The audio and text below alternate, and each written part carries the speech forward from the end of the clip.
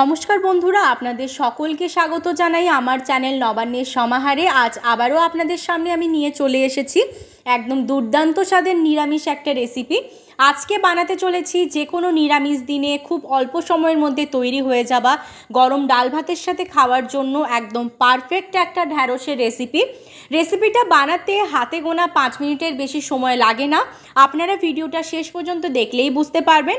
তাহলে চলুন দেখে নেওয়া যাক আজকে আমি ঢ্যাঁড়সের কোন রেসিপিটা বানাতে চলেছি। রেসিপিটা বানানোর জন্য দেখুন এখানে আমি ঢ্যাঁড়সকে ভালো করে ধুয়ে নিয়ে কেটে নিয়েছি, এরকমভাবে সাইজ করে কেটে নিয়েছি ছোট ছোট। আর এখানে আমার 150 গ্রাম মতো ঢ্যাঁড়স রয়েছে। এবার এর মধ্যে আমি এক এক করে কিছু উপকরণ মিশিয়ে দিচ্ছি। এর মধ্যে আমি দিয়ে দিচ্ছি বড় চামচের 2 চামচ মতো বেসন, দিয়ে দিচ্ছি এর মধ্যে আমি 1 চামচ চালের গুঁড়ো। এবার এর মধ্যে আমি দিয়ে দিচ্ছি একদম অল্প পরিমাণ কালো জিরে। এবার এর মধ্যে আমি দিয়ে দিচ্ছি একদম অল্প পরিমাণ হলুদ গুঁড়ো। তারপর এর মধ্যে আমি দিয়ে দিচ্ছি ধনে গুঁড়ো। এবার এর মধ্যে আমি দিয়ে দেব জিরে গুঁড়ো। এবার এর মধ্যে আমি দিয়ে দিচ্ছি কিছুটা পরিমাণ লঙ্কার গুঁড়ো। এখানে শুধুমাত্র লঙ্কার গুঁড়ো ব্যবহার করছি, একটু ঝাল ঝাল লাগবে, খেতে ভালো লাগবে। এবার এর মধ্যে আমি দিয়ে দিচ্ছি অল্প পরিমাণ চাট মশলা দিয়ে দেওয়ার পর এর মধ্যে আমি দিয়ে দিচ্ছি স্বাদ অনুযায়ী নুনটা এর মধ্যে দিয়ে দেওয়ার পর এর মধ্যে আমি ব্যবহার করছি পাতিলেবু। এখানে আমি অর্ধেকটা পরিমাণ পাতিলেবু ব্যবহার করছি, দেখুন। এবার এটাকে ভালো করে আমি মেখে নিচ্ছি, একটু শুকনো শুকনো করে মেখে নেব। আর যদি প্রয়োজন হয় তাহলে কিন্তু আমি জলের ব্যবহার করব। একটু জলের ব্যবহার এখানে আমি করছি, কারণ অতিরিক্ত শুকনো হয়ে গেছিল, সেজন্য অল্প একটু জলের ব্যবহার করলাম। দিয়ে এবার ভালো করে এটা মেখে নিচ্ছি। খুব সুন্দর করে মেখে নিয়েছি, কত সুন্দর কোট হয়েছে। আর পরেও একটু আমার জলের ব্যবহার হয়েছিল, সেজন্য লেগেছিল বলে অল্প একটু জল দিয়েছিলাম, দিয়ে সুন্দর করে কোট করে আমি মেখে নিয়েছি। এবার অপর দিকে আমি দেখুন গ্যাস জ্বালিয়ে কড়াই বসিয়ে দিয়েছি, তাতে আমি দিয়ে দিয়েছি পরিমাণ মতন সর্ষের তেল। রেসিপিটা আমি সর্ষের তেলেই করব, আর যে কোনো ভাজাভুজির জিনিস হলে সর্ষের তেলে করলে কিন্তু স্বাদ আরো বেড়ে যায়। এবার এই তেলটাকে আমি হাই ফ্লেমে একটু গরম করে নিচ্ছি। তেলটা গরম হয়ে গেছে, আমি একটু দেখে নিলাম তেলটা গরম হয়েছে কিনা, কিন্তু খুব ভালোভাবেই কিন্তু তেলটা গরম হয়ে গেছে।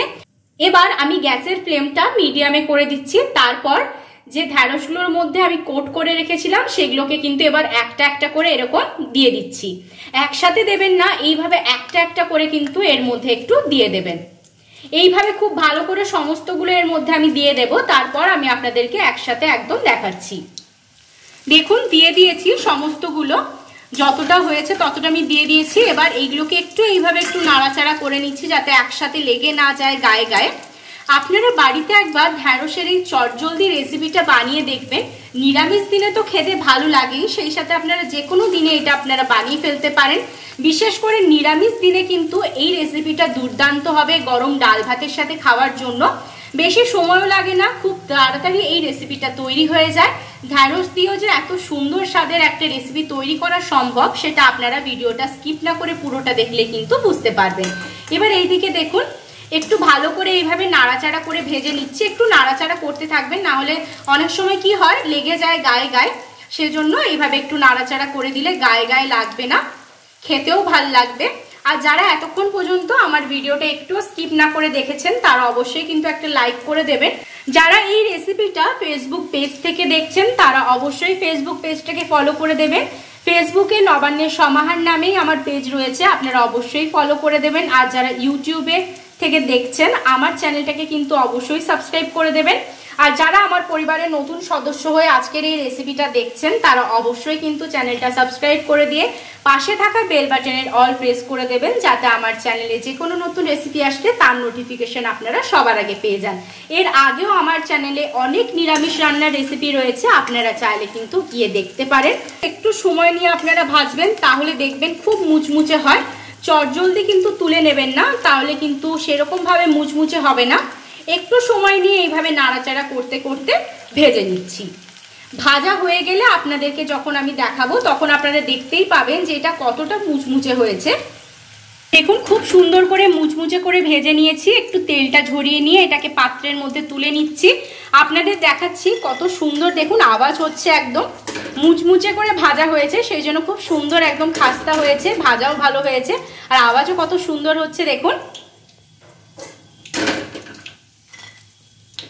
সমস্তগুলো আমি তুলে নিলাম যেগুলোকে তেলের মধ্যে দিয়েছিলাম। এবার এই একই রকম ভাবেই বাকিগুলোকেও আমি ভেজে নেব। দেখুন আবারও এক এক করে এক একটা দিয়ে দিচ্ছি ঢ্যাঁড়স, আমি দিয়ে সমস্তগুলো ভেজে নিচ্ছি। দেখুন সমস্তগুলো খুব সুন্দরভাবে আমি ভেজে নিয়ে চলে এসেছি, একদম রেডি হয়ে গেছে, খুব সুন্দর মুচমুচে হয়েছে। আমি আপনাদের একটু আওয়াজটা শুনিয়ে দিচ্ছি। দেখুন দেখুন কতটা সুন্দর মুচমুচে হয়েছে। এই রেসিপিটা যদি আপনাদের ভালো লেগে থাকে তাহলে অবশ্যই আমাকে লাইক, শেয়ার, কমেন্ট আর সাবস্ক্রাইব করতে ভুলবেন না। সাবস্ক্রাইব করার পর পাশে থাকা বেল বাটনের অল অবশ্যই প্রেস করে দেবেন, যাতে আমার চ্যানেলে যে কোনো নতুন রেসিপি আসলে তার নোটিফিকেশন আপনারা আগে পেয়ে যান। এই রেসিপিটা বাড়িতে বানানোর অনুরোধ রইল, আপনারা বাড়িতে বানাবেন। আর বানানোর পর যদি ভালো লাগে আমাকে কিন্তু অবশ্যই কমেন্ট করে জানাবেন। ভালো থাকবেন, সুস্থ থাকবেন, আবার দেখা হবে নতুন আরেকটা রেসিপির সাথে।